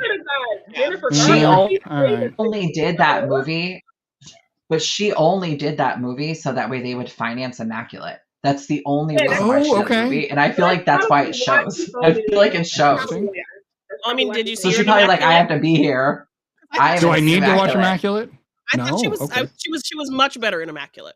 Because she's playing more to something deeper than this kind of like when she tries to be kind of cute and quirky. It doesn't quite work for her. But when she has to kind of she fought for it. So if you're gonna fight for it, you better show up for it. But also, even if you my thing is this, if you an actor, be an actor, baby. Like be an actor. Even if this was something you didn't want to do because you're like, they just got me in a bikini. Bring it. Still bring it. Got me in this. Still bring it because you doing this could have lead to something else. And I wanted to be looking at you like, baby girl. Right. Appreciate. I wanted to believe every single thing you do. Exactly. Every I wanted to believe moment, she loved him at the end. But she was literally like, I wanted to believe she loved him at the end, but she was like, yeah, I'm really into you. Like it was just that's flat. I'm just like, what are you doing? It just felt like she's like, I have to be here. Like that's what it was throughout the entire film. It's like I have to be here. What'd you say a lot? I'm sorry. All three of you did this. Now I gotta watch this movie. It's funny. The movie is good. I mean, the supporting actors are really good. Rom-coms from the 2000s, late 90s, you will enjoy it for that aspect. They good. do all of those things top notch. Okay. She is just blander than she should be in this movie. Yeah. It's only her I have a problem with. He shines so bright that he does better in this than he did in Twisters or anything else I've seen him in. This was one of the best performances I've seen. Hitman. He was good in Hitman. If you haven't seen Hitman, She was Dakota Johnson in Madam Web. Did in this. So you could have put Dakota Johnson in this movie, and it probably would have been exactly the same. I don't think it would have changed. Yes, the blandness was on That's par. so sad. Like, all I want to do is be an actor on the big screen, and y'all be fumbling the bag, bro. Like, and the easy ones too. All you got to do is find Glenn Powell attractive and say, "I love you." How hard is that? Like, I don't know. There's like no inflection in her voice whatsoever. It was weird in this movie at all. It's all like as an example, like she'll be like, the milk was like not cold enough today, and I love you. You had too much emotion there. There was too much emotion. That was too. You had feeling. Yeah. I'm sorry. We need to digress. We have less than 2 minutes left on the show, so we do need to rate real quick. Why do we? I just hope everybody knows that. Aida she is cracking up right now. She is too. All right, so La, what do you think of Simply Irresistible? Let's hear your rating. I'll give it a 6. I'll never watch it again. Yes, okay. I'll never pop That's a high-low rating for La, though. So like, yeah, it is. You know, it is. Yeah. A 6 and down means I'll never watch it again. 6.5 and up means I'll watch it. Right, Janine. Fair. Sarah, the nostalgia, and the supporting cast, I give it a 7. I respect that. I'm going to mimic that 7. I agree. It is worth a watch. It is fun. If you just turn off your brain and enjoy yourself, it's worth the time. Paige. 10. Okay, I'm not going to give it a 10. All right, even though it's my favorite, I'm going to be critical. I'm very analytical of it. I'm going to say like a 8 because it's a fun film. You know, even though it's my favorite. Hit you at the right time. Yeah. No, it hits you. Yeah, watch it on a Sunday. Put it on. I think it's on Tubi right now, but watch it on a Sunday. Some stuff I feel is era and like nostalgic specific. You know what I'm saying? So it's just like some stuff is like if you grew up watching it, it's like, yo, this is always gonna be my thing. You might not like it, but like this is my thing. And we all have movies like that where it's like we kind of grew up with it, and then when we introduced other people to it, they was like, so this is what you watch. Yeah, I still try to get people to watch Need for Speed. And on this show, I share my picks, and you guys are just like, yeah, no, I try to get people to watch Need for Speed, and I think I suck at it. So, I love them, Janine. I love them.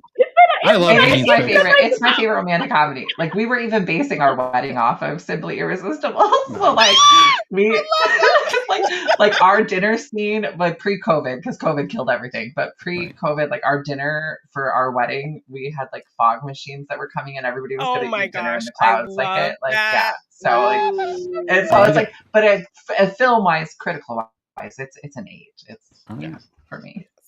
All right, so do check us out next week. We are going to have Mr. Marvelite, one of the original Real Study hosts, will be back to join us for Alien and Alien Romulus. So we will be going well into the Xenomorph universe. And I'm excited to watch Romulus because I haven't seen it.